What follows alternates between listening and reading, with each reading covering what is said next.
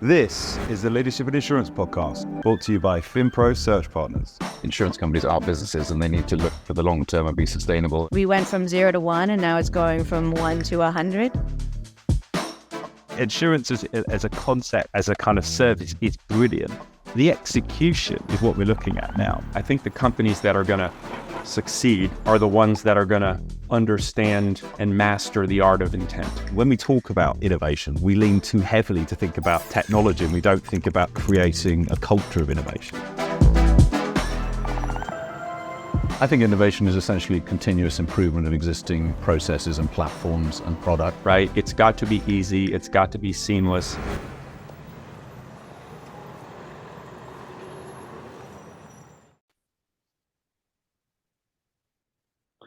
Hello and welcome to the Leadership in Insurance podcast. I'm your host, Alex Bond, and I am incredibly fortunate today to be joined by a good friend of FinPro. It is Tom from Supercede. Tom, how are you? Good, thank you. Thanks for having me on. No, thank you. And I'm going to have to be transparent here that we had the very last minute dropout, and I'm saying 15 minutes before we're about to record, and we're about half an hour later, and I said to Tom, would you be happy to do a podcast? Which we've been talking about doing for a while, but he said, go on then, because I've got a really busy week next week and it's Friday. So here we are. So forgive us if we're less professional than normal. I hope we won't be. I'm sure we won't be. But Tom, we know you really well. Do you mean to say that these are normally like meticulously planned? You'd be surprised how much planning goes into my podcast and the way it goes out. But yeah, there is usually some planning and some thought and questions. But yeah, not as much as the podcast that you're involved in, or certainly your company's involved in, because that's very professional. And I was lucky enough to be a guest on there. But we're digressing because we're doing that thing that people that know each other do. Tom, who are you? Who is Supercede? And then we'll dive into some questions I've frantically written down recently. Sure, well, good to be here. My name's Tom. I'm Chief Commercial Officer at Supercede. Supercede, for those that don't know, is a software company completely dedicated to reinsurance. And the idea of the platform is that it helps to connect cedent reinsurance buyers, reinsurance brokers, and reinsurance underwriters in a way that they can collaborate on deal data, collaborate on deal contracts and moving terms and conditions over time, and connecting with lots of different other systems and platforms. Amazing. There we go. There's a man that said that plenty of times. And none more so than lately, potentially. And this is very unprofessional again, because I've also got loads of sun in my eyes, which I'm now frantically put a blind down for. But why is reinsurance so kind of under-resourced in terms of new tech? Because that's certainly something that I've noticed. We work with insurtechs and on the reinsurance technology side, very few. So why do you think that is? Is it where it is in the value chain? Is it the complexity? Potentially it's a combination of the lot. So it's where it is in the value chain, and it's also kind of a misunderstanding as to the complexity of it. So to that first point, I often think about insurance as like a big ocean of fish that are swimming around, and right at the top you have your retail brokers and your MGAs, and they're like brightly colored tropical fish like swimming around the coral trying to attract the attention of like domestic buyers. And then it kind of goes down and the fish get a bit darker and a bit uglier as you get, until you get to like the retrocessionaires kind of gobbling little morsels off the bottom of the ocean. And so things become less pretty and things become less efficient, and things become much more bespoke as you get further down that value chain. And so what that means is that it is a much more entrepreneurial environment. That's one of the reasons that I love it. Is it's all about solving really bespoke, really big problems for huge sums of money. But that means it's harder to build solutions for it. You're not after a kind of really pretty looking catch-all thing that's going to attract people. So that's one of the issues. The second issue is, it's obviously seen as part of the insurance ecosystem. I think you a lot of the time, like virtually every article that you look at, virtually every conference that you go to, virtually every person's CV, they write like re-stroke insurance, or the re is in brackets, and they try and capture insurance and reinsurance into one thing. And so what that tends to mean from a technology perspective is reinsurance is seen as like an additional bit of the insurance industry. And because of its, the size of the number of practitioners that are involved and things like that, it's often seen as a bit of an afterthought. And that means that the solutions often aren't quite fit for purpose. They're trying to shoehorn, what is quite a bespoke reinsurance environment into an insurance-shaped box. I think that we've been quite successful because for us, it's kind of the only thought rather than an afterthought. And so we can build things that actually work for that space in particular. Nice. I'm stealing your ocean analogy for the team of people that I'm trying to hire at the moment, because I was also thinking things get more resilient as they go further down as well, and more robust from a variety of threats and pressure. But yeah, I was enjoying that analogy far too much, I think. Good. Yeah, it's also a really exciting time for Supercede. Obviously, we're sitting here probably 2 days out after, I think, the press announcement for the funding round. Pretty significant funding round. I think, was it $15 million? $15 million? Is that correct? That $15 was million. announced. Yeah. 15 million, yeah. Which is a pretty sizable chunk of change for relatively, it's a very specialist part of the market. You're addressing a very specific problem, as you rightly said, in the reinsurance space. And it's been a tough funding environment, and we're talking about this all the time, and particularly the UK, for a UK domiciled business as well. I think that in the wider context, that's a pretty decent raise, but in the UK context, that's a really big raise. And why do you think you've been able to attract that investment in a time when people have sort of struggled to get investment at similar stages? So firstly, I think that there's like a lot of generalizations around like the state of the funding environment at the moment, and people say, oh, it's bad or it's good, and they use kind of one word adjectives or descriptors for it. I think it's just changed and evolved, and I don't think that you can rely on a technology company that's acting as an MGA or a technology company that's acting as a risk taker as kind of a bellwether for the entirety of the investment kind of environment or the investment climate at any time. Actually what we do like couldn't be more different to a tech-enabled MGA, and so why are we bucketed together in this like insurtech bucket, and why should the climate for investment be the same? The investment climate has always been very, very good for boring companies that solve really important problems.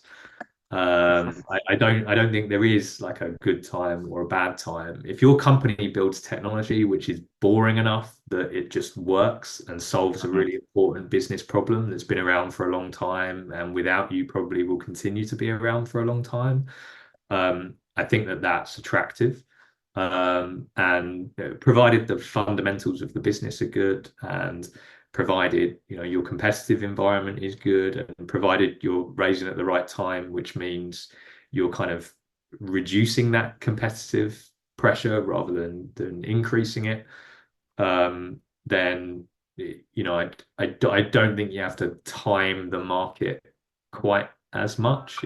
It's almost like retail investment, right? Like time in market and the fundamentals of what you're buying are far more important than timing the market. Yeah, you make a really important point, and look, InsurTech a few times has had a bit of a kicking as a piece of terminology on this podcast. I'm always a bit sensitive about it because we say that we're an InsurTech specialist search firm. So if I kick it too much, everyone goes, well, what do you actually do? But yeah, I mean, this broadly two buckets. Look, it's a technology. If you're going to define it as a technology business that relies on and runs on people with knowledge of the insurance industry, Yeah. then I think that's an absolutely fair categorization. And if you're a recruitment firm, then that's how you're going to categorize it, right? Mm-hmm. Because I think the variation in product is massive, as is the variation of like insurance product that's out there. Mm, You know, mm, insuring space shuttles is not the same as Ford Fiestas, or yeah. and equally not the same as the risk of relegation to a Premier League football team, or like Mm, all the mm, different things that you can buy insurance for. mm. Yeah, I mean, it's something we talked about actually last week on the podcast. I said that the time to ramp up and people overcomplicate how difficult insurance is. But it's more that we talk about having to know insurance. Well, you don't have to know insurance. If you're a space underwriter, you need to know about space insurance and everything that relates to that. You don't need to know about, and your example, like motor, for example, is irrelevant. So it's irrelevant information. So sometimes when, and it will be social media commentators like me, you have to kind of use kind of exactly like polarization, good and bad, or kind of broad terms, and actually they're quite unhelpful. But yeah, I love that we do a boring company, boringly efficient software. That's what we sell. Yeah, Um, sometimes it's good to be boring. yeah, I mean that's the thing. Like, yeah, no one. I think no one works with us because we're. I mean, maybe a bit more personality, but realistically, it's about can we efficiently deliver you talent? It's not about how exciting we do it. You don't want the resumes to turn up with bows and exploding feathers on them. You just want it to go. Can you find me the people that can do this job? Can you do it reasonably quickly? Thanks very much. And yeah, software is the same. I mean, some of the software we use. I mean, I stopped using a piece of software because it was too complex. It did too many things. And I found that counterproductive to me being productive. I was like, I'm confused. I'm lost in this like melee of all the things it could do rather than actually the thing I needed it to do, which was be able to, categorize my candidates, speak to them effectively, and then move them out. So, yeah, And that's a simplicity is. massive risk, right? And Mm, that comes from kind of too much navel gazing as an organization. You start to think about, oh, what if we did this? What if we did that? And yeah, the field of dreams analogy just doesn't exist. It's not a yeah, thing. yeah, The most important thing that you can do is like listen to what your customers want you to build and build exactly that, and nothing else, to be honest. mm, Just make sure that works really, really well and really, really efficiently and solves a problem, and you'll be close enough. yeah, yeah. Uh, Listening is a thing that you and I have talked about quite a few times, and that's not Tom telling me off for not listening, by the way. This is just we talk about listening in terms of it being a strong sales skill. It's like listening is one of the most important elements of selling. And I want to talk about your journey because obviously you joined Supercede as head of sales, I believe, from memory, and now you've just taken the role of chief commercial officer. Um, what Yeah, SaaS sales is a really difficult place to recruit. We do a lot of work in that space. We know how challenging that is. What makes a good software sales professional? Doesn't have to be in our market, but in your opinion, because I've always enjoyed hearing your opinion on these types of topics. Yeah, I think like the main things that we look for are like a tenacity about things. That might be a little bit industry specific, Hmm. because sales cycles in insurance are very long. Organizations take a long time to make decisions. The decision-making process within insurance companies is often complex and convoluted and involves a lot of moving parts. It's important that you can, be tenacious and keep the interest of the company that you're trying to work with. But yeah, at the same time, take the time to kind of understand what that process is. One of the most important things to qualify for is what is that decision-making process, and what are the kind of paper hoops that you have to jump through as a result of that. So, and they're two completely separate things, by the way, which I could go on about for hours. But probably the question that I spend the most amount of time in an interview going over is really trying to understand that person has a like an overriding philosophy and approach to how they go about selling, and that they have enormous inbuilt faith in that process, and they have confidence in that process working. It's one of the reasons that we'd rather hire salespeople that have been roughly in or around insurance and then teach them the reinsurance bit than we would hire out and out reinsurance professionals and get them to try and convert into a sales role with us. It takes a long time because they're not entering into the environment with this philosophy already in their head that they have a huge amount of confidence in. As a salesperson, like, you're basically a salesperson. I always ridicule you for this. You deny it. You are a salesperson. Yeah. I And think I wouldn't have considered myself until I headed up my own business and the way that we do it, in that I'm the front of it. So I have to sell for the rest of the business. So I think you would have been right before, but I would have fought you on it harder, but I'm not good at it. um, so so you will know, there is always a period of time in your career. There is always a period of time in every job that you ever have where things aren't going right. And things start to go badly and things aren't moving as quickly as you like, and it feels like everything that you touch falls to pieces.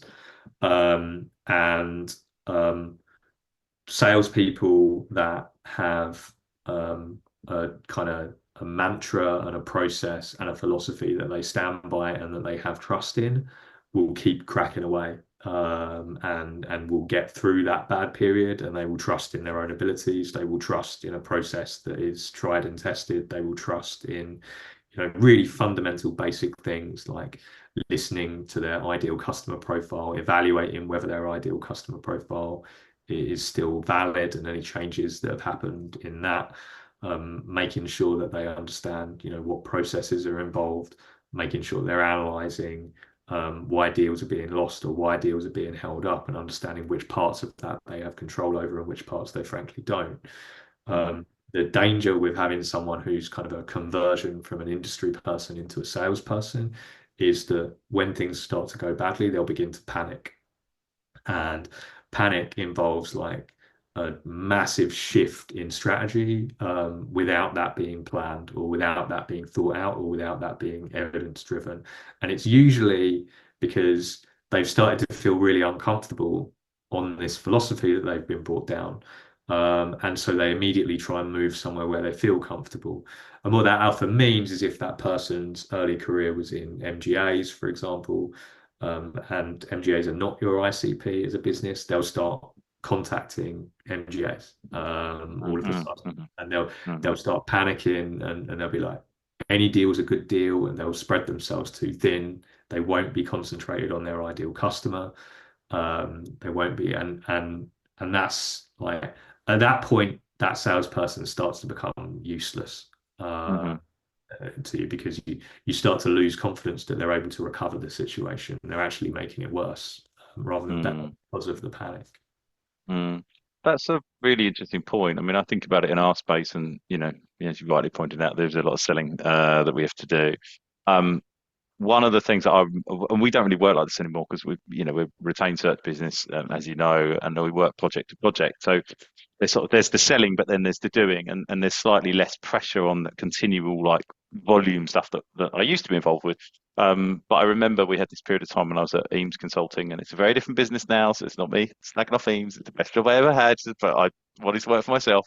But Eames is a really good insurance recruiter, but there's a lot of that work was contingent, and we had to do a lot of sales calls, and they had these metrics, and what you found was people would cheat the metrics. So like you had to get a certain amount of meetings. That meant you got any meeting. You had to do a certain amount of calls, which meant you did any phone call.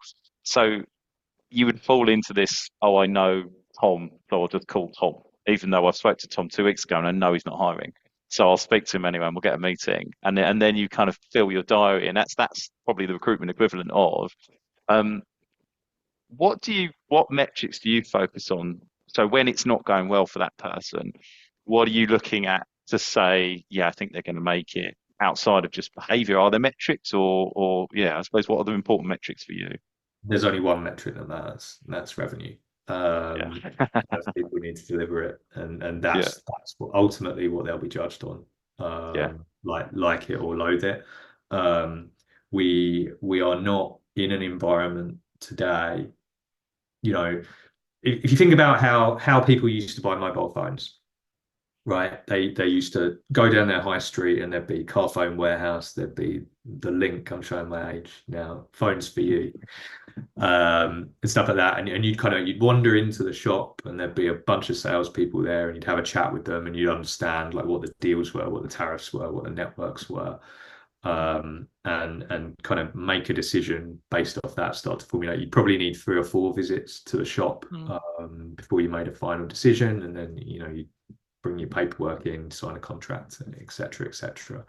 I think now when you go and buy a phone, you go on the internet, you research the exact phone that you want with the exact features that you want. You go on all the network websites, you go on comparison websites, you go on advice websites, and you understand the exact deal that you want.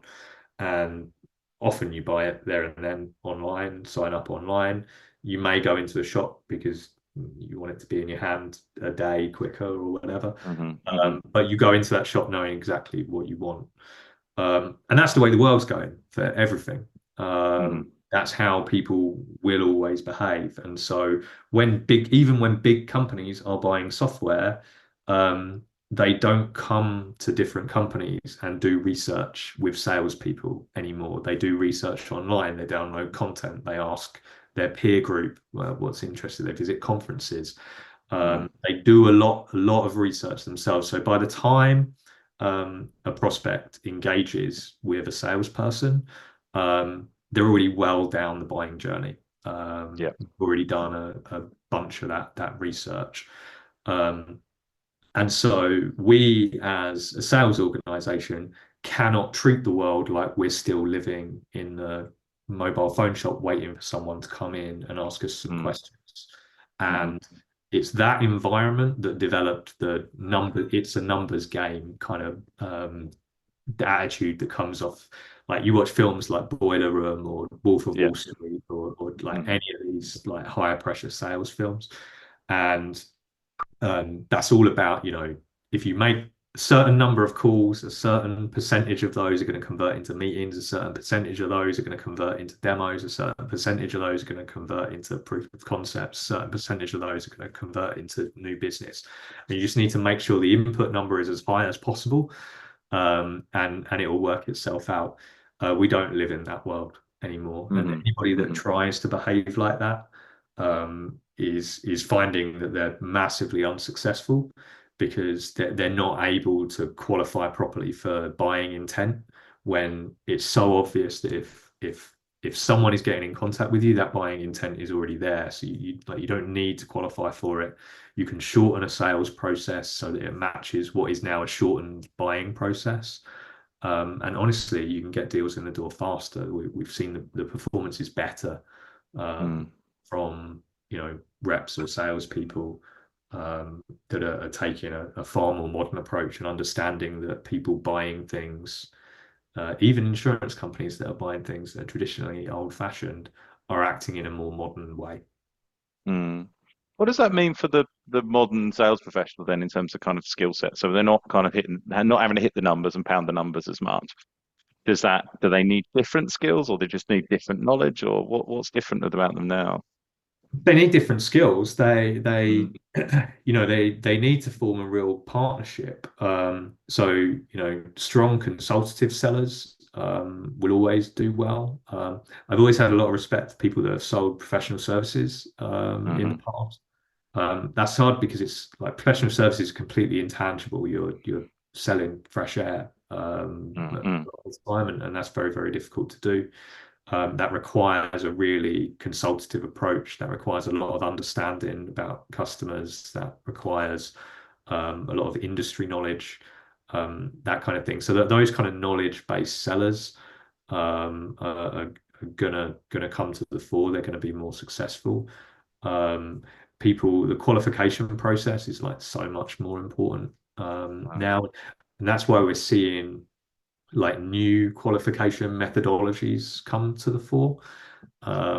We're not seeing. So there was a book that was kind of like the go-to sales manual that was written in the 90s called The Challenger Sale. And it was can't remember whether it was McKinsey or another one of the big consulting firms. They basically went in and sat in like thousands of live meetings and like ran statistical analysis over the kinds of behaviors that were most likely to result in a closed deal. And that was kind of the approach that everybody adopted from then on.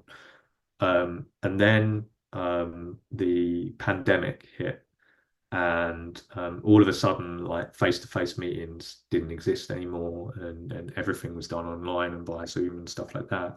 Now, as much as that was a terrible few years for everyone, it presented an opportunity to researchers in this space, and because now all of a sudden they had access to not just thousands but millions and millions and millions of B2B sales calls that were being done. So they embarked on another study to kind of work out with a much larger sample size why deals were closing and why they weren't.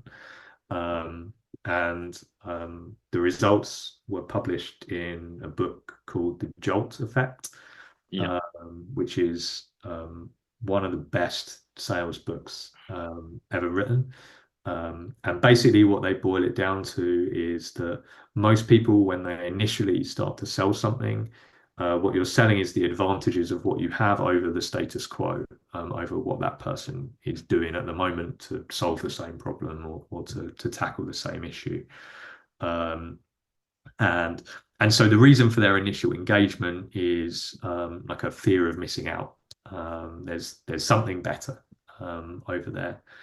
Now, when that sale starts to develop, or something starts to go wrong, or things start to slow down in the sales cycle, people's immediate response, kind of instinctive response, is to kind of double down on that fear of missing out. So let's reaffirm how much better this is than what you're doing. Let's reaffirm how much. And actually, what they're finding is that salespeople that did that, their outcomes reduced in quality. So they were closing fewer deals after kind of doubling down on this fear of missing out proposition, because people didn't have a fear of missing out. What they actually have was what they call a fear of messing up, which is that like they knew that this solution was better than what they were doing at the moment. Their issue now is if they make a decision to change how they do things, that decision is on their head. And if it goes wrong, that could mean their job, that could mean their reputation, that could mean lots of different things, but they're all negative. If I change this thing and it doesn't, and if I don't change it, like, all right, I'm not going to get an improved outcome, but no one's going to lose their job or die. Like it's like a preferable outcome to them. And so salespeople that acknowledged that and actually went through efforts to kind of de-risk the proposition that they were looking for, and made efforts to, let people trial the product and sort of run proof of concepts with how it would work, or put clauses in their contract to make sure that people could get out if they needed to, or put provisions in the contract to help them to transition back to the way that they used to do things if things didn't work out, and like did all these things within the deal to de-risk it. Their closure rates were just skylight. Those were the top performers across millions and millions and millions of deals that were analyzed. So yeah, like interesting stuff, and I think it just shows kind of how the world's changed just in 10, 15, 20 years. To look back further than that. Yeah, that's fascinating. And I think I remember you and I mentioned on this before, because I have both of those books in the office, which the team probably don't read, but I've been told that they can. And I think I bought both because you talked about it. But that the one I always resonate with, being a search firm, particularly sometimes we get pressure from investors for these kind of like small SaaS businesses or small insurtechs to use kind of like really big, heavyweight Hydrock and Struggles or Russell Reynolds and etc.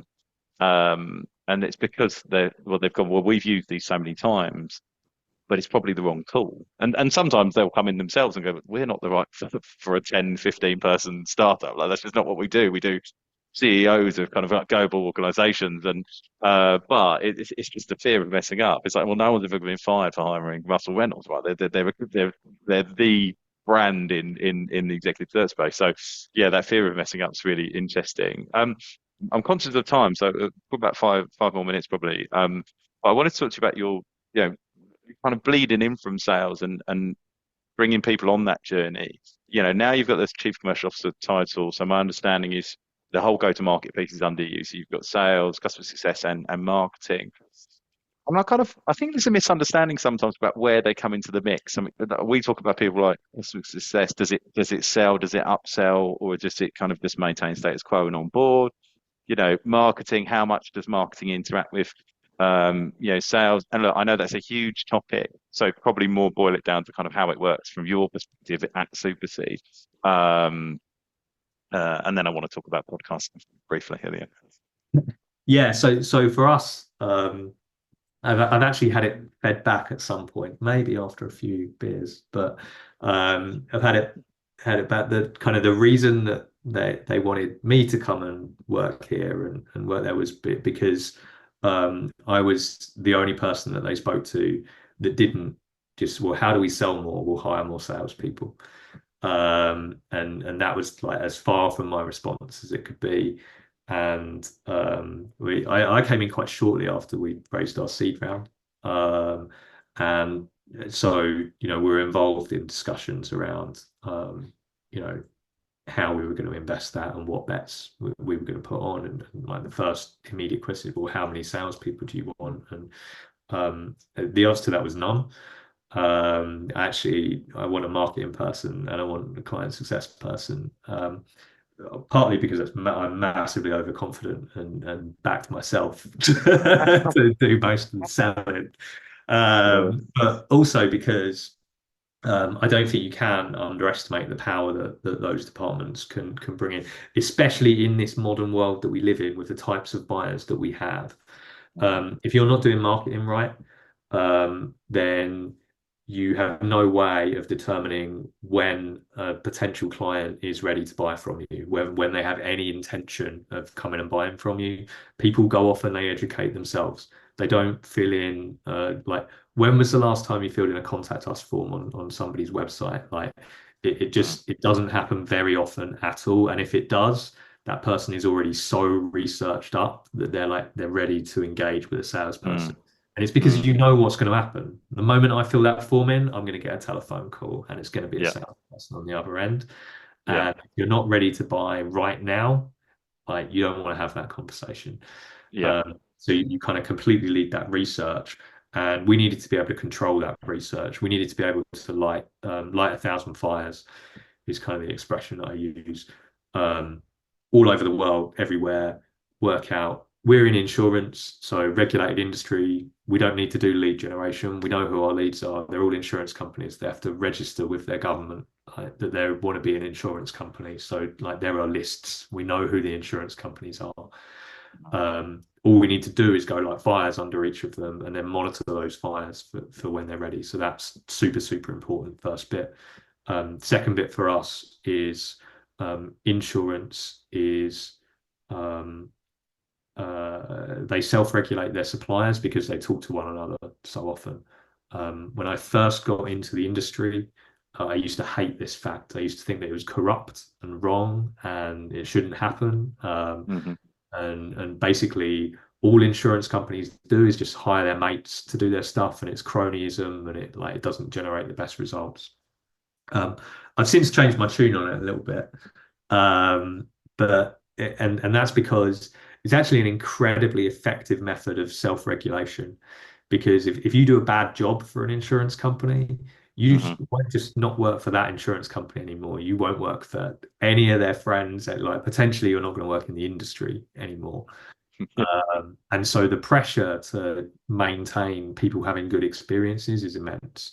And so that's why that became like the other most important thing to us, was to make sure that everybody that did have an interaction with us, whether they bought something or not, or whether they went into a proof of concept, or whether they were a full-blown customer, the experiences that they had were of the utmost, like, Premier League quality. That they came away from interactions with us delighted, and that that's what they went and told other people.